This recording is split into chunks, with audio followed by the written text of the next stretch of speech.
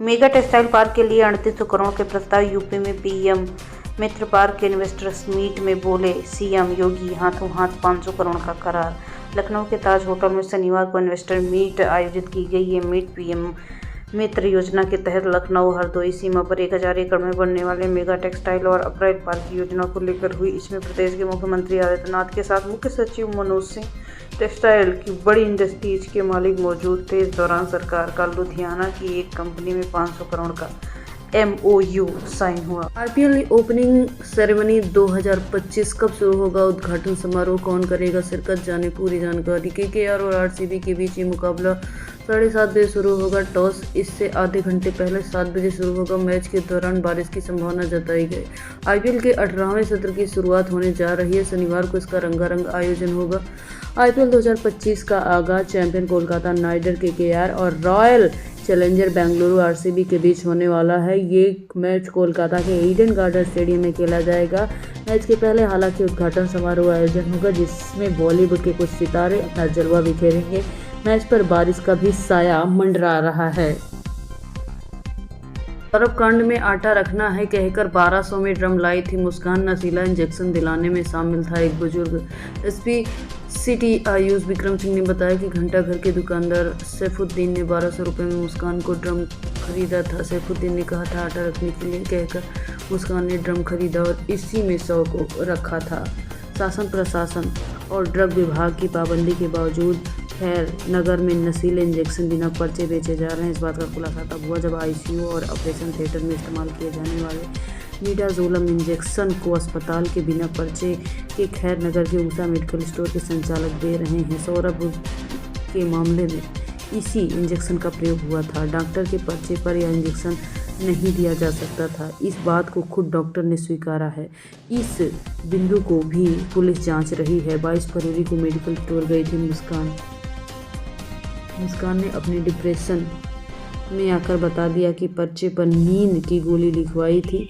इसी मामले में पुलिस ने डॉक्टर अरविंद देसवाल का बयान लिया है। उन्होंने नींद की गोली नहीं लिखने की बात बयान में कही थी। इसके बाद गूगल पर देखकर डॉक्टर ने पर्चे पर खुद मुस्कान ने नींद की दवाएं और इंजेक्शन सर्च किया, जिसमें मिडाजोलम इंजेक्शन को डॉक्टर के पर्चे पर लिखा दिया गया और एक बुजुर्ग के साथ खैर नगर स्थित ऊषा मेडिकल स्टोर में नींद की दवा और मिडाजोलम इंजेक्शन लेने के लिए 22 फरवरी को पहुंच गए। पुलिस के सामने आए मामले में मिडाजोलम इंजेक्शन का प्रयोग ICU और ऑपरेशन थिएटर में भर्ती मरीजों को दिया जाता है। यह इंजेक्शन डॉक्टर के पर्चे के बिना कभी भी देने की सलाह नहीं कही जाती। किसान योजना अगर नहीं किया बैंक से जुड़ा ये काम तो आपकी अटक जाएगी 20वीं किस्त। PM किसान सम्मान निधि योजना के अंतर्गत 19 किस्त जारी हो चुकी है। अब योजना से जुड़े किसानों को 20वीं किस्त का इंतजार है। 20वीं किस्त PM किसान योजना केंद्र सरकार की जितनी भी योजनाएं हैं उन योजनाओं से करोड़ों लोग जुड़े हैं, लाभ ले रहे हैं। ऐसी एक योजना किसान के लिए चलाई जा रही है जिसका नाम प्रधानमंत्री किसान सम्मान निधि योजना है। मौजूदा समय में इस योजना से एक बड़ी संख्या में किसान जुड़े हैं। इस योजना के तहत मिलने वाले लाभ दरअसल जो किसान इस योजना से जुड़ते हैं उन्हें सालाना 6000 रुपये देने का प्रावधान है। इस पैसे को 2000 रुपये देकर 3 किस्तें दी जाती हैं। अगर आप अपडेट नहीं कराते हैं तो आपकी 20वीं किस्त से शायद आपको वंचित रह जाना पड़े। बरेली में भट्टे की दीवार गिरी, 5 मजदूर दबे, एक की जान गई। साथियों ने हाथों में ईंट हटाई। नाराज लोगों ने हाईवे पर जाम किया। बरेली में शनिवार सुबह ईंट भट्टे की दीवार गिरी, 5 मजदूर दब गए। घटना की अफरा तफरी मची। साथ में जो मजदूर थे दौड़ते हुए उसके हाथों से ईंट हटाई और पुलिस प्रशासन SDRF की टीम पहुंच गई। फ्रेंड संग पिकनिक पर जाती थी। पूर्व मंत्री की बहू शराब के लिए बर्तन तक बेच देती थी। झांसी में सास बोली वो बिगड़ गई थी। झांसी में पूर्व मंत्री की बहू के मारने की साजिश सामने आई है। लाश बेडरूम में मिली। पास में बॉयफ्रेंड सोया था जबकि पति कमरे में ही सोफे पर नशे में धुत पड़ा था। पति कमरे में इस हालत में पड़ा था। परिवार का कहना है कि बहू और बेटा रोज शराब पीते थे। पड़ोसियों ने बताया पूर्व मंत्री की बहू शराब के लिए घर के बर्तन तक बेचने को तैयार हो जाती। अमेरिका में 5 लाख शरणार्थी निकाले जाएंगे। ट्रंप प्रशासन ने 24 अप्रैल तक दी मोहलत। अमेरिकी प्रशासन ने 5 लाख से ज़्यादा लोगों को कानूनी सुरक्षा छीनने का ऐलान किया है होमलैंड सिक्योरिटी विभाग के मुताबिक क्यूबा, हैती, निकारागुआ और वेनेजुएला से 5,32,000 नागरिकों की कानूनी दर्जा 25 अप्रैल को खत्म हो जाएगा। ये फैसला उन लोगों पर लागू होता है जो अक्टूबर 2022 के बाद अमेरिका आए थे। ये सभी लोग ह्यूमैनिटेरियन पैरोल प्रोग्राम के तहत अमेरिका आए थे। ये कानूनी तरीका लंबे समय से उन लोगों को अस्थायी रूप से अमेरिका में रहने की इजाज़त देता रहा है, जिसके साथ देश में युद्ध और राजनीतिक अस्थिरता बनती है। ट्रंप ने दूसरी बार राष्ट्रपति पद की शपथ लेने के बाद पहले ही दिन एग्जीक्यूटिव ऑर्डर जारी कर ह्यूमैनिटेरियन पैरोल प्रोग्राम को खत्म कर दिया। यूपी में मौसम बदला, बुलंदशहर में ओले गिरे, लखनऊ में जोरदार बारिश, आगरा में 3 दिन अंधेरा छाया रहा, 10 जिलों में अलर्ट। यूपी में शनिवार दोपहर अचानक मौसम बदला, बुलंदशहर में तेज हवा के साथ बारिश हुई, ओले भी गिरे। तेज हवाओं के बीच बीघा भर फसल बर्बाद हो गई। कासगंज में जोरदार बारिश हुई, आगरा में इतने घने बादल छाए रहे कि दिन में अंधेरा हो गया, बाद में हल्की बारिश हुई। लखनऊ में दोपहर 2 बजे के बाद मौसम बदल गया। हजरतगंज, गोमती नगर, चारबाग, अलीगंज, पुराने लखनऊ समेत कई जगहों पर बूंदाबांदी हुई, आंधी चली। इसमें केडी सिंह बाबू स्टेडियम के सामने सड़क पर पेड़ गिर गए, इससे ट्रैफिक जाम हो गया। लखनऊ में केडी बाबू स्टेडियम के सामने पेड़ गिर गया। इसके साथ सोनभद्र में रात में ही ओले गिरे थे। मौसम विभाग ने आज पूर्वी यूपी के 10 जिलों में बारिश और बिजली गिरने का संकेत जारी किया था। सोनभद्र में शुक्रवार रात तेज हवाओं के साथ 10 मिनट तक लगातार ओले गिरे, घंटे भर बारिश हुई। बीएचयू के मौसम वैज्ञानिक मनोज श्रीवास्तव ने बताया कि पश्चिमी विक्षोभ एक्टिव होने के कारण मौसम में बदलाव आया है। फसल गिरी तो गेहूं का दाना कमजोर होगा। किसी वैज्ञानिकों का कहना है कि गेहूं की फसल के लिए ये बारिश बहुत नुकसानदायक है। इस समय गेहूं की बाली में दाना पड़ चुका है और पकने का सीजन चल रहा है। बारिश, ओले और आंधी की वजह से फसल गिरी तो दाना कमजोर हो जाएगा, गेहूं की पैदावार पर असर पड़ेगा, दाना काला भी पड़ सकता है। यूपी में कानपुर रहा सबसे गर्म। शुक्रवार की बात की जाए तो कानपुर सबसे गर्म रहा, 36 डिग्री तापमान रहा। बिजनौर का नजीबाबाद सबसे ठंडा रहा, न्यूनतम 12 डिग्री टेम्परेचर रहा। 10 जिलों में बारिश और बिजली गिरने का अलर्ट जारी फिर से हुआ है। मौसम विभाग के मुताबिक पूर्वांचल में 10 जिलों में आज बारिश हो सकती है। प्रयागराज, सोनभद्र, मिर्जापुर, चंदौली, वाराणसी, भदोही, गाजीपुर, मऊ और देवरिया, बलिया शामिल हैं। बीएचयू के मौसम वैज्ञानिक प्रोफेसर मनोज कुमार श्रीवास्तव ने बताया कि अगले 24 घंटे में यूपी के अलग अलग जिलों में अधिकतम तापमान और 2 डिग्री सेल्सियस में एक गिरावट भी आएगी। इसके बाद धीरे धीरे फिर से तापमान उछाल मारेगा। 3 दिन के मौसम की बात की जाए तो 22, 23, 24 मार्च, 25 मार्च की भी बात की जाए तो ग्रीन अलर्ट जारी किया गया है। मौसम साफ रहेगा, 20 किलोमीटर प्रति घंटे से हवा चल सकती है। हवा अपनी रफ्तार में तेजी रखेगी।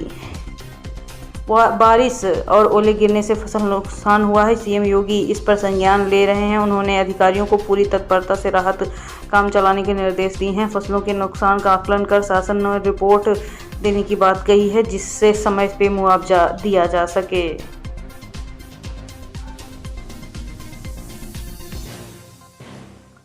आईपीएल में आज SRH versus RR head to head में हैदराबाद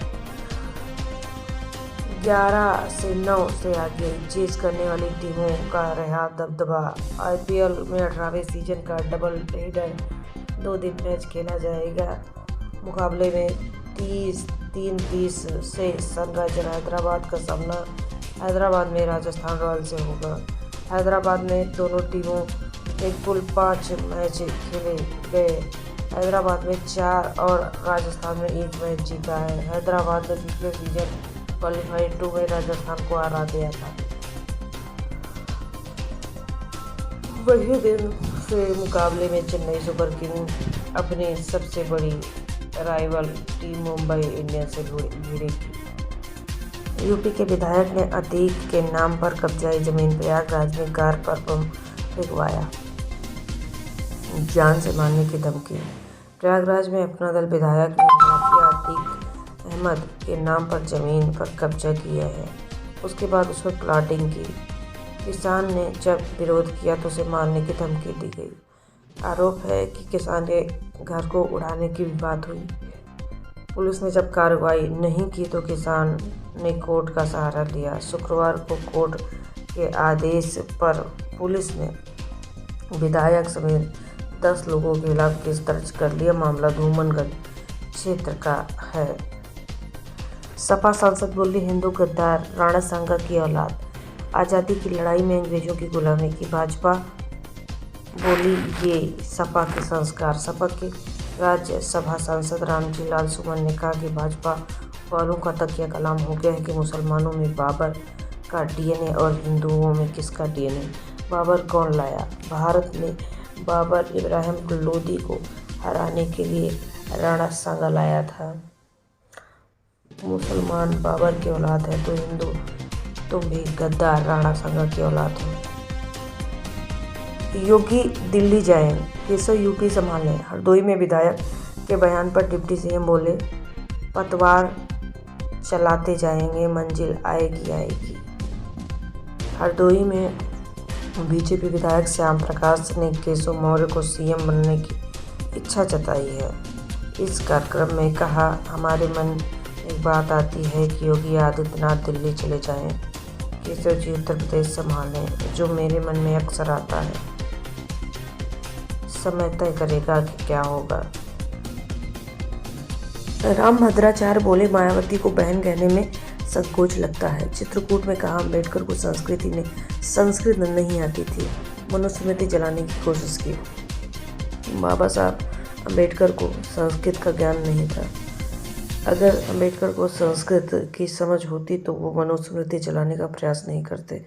मनुस्मृति गाली देने की शुरुआत मायावती ने की, जिन्हें मनुस्मृति का एक अक्षर भी नहीं मालूम।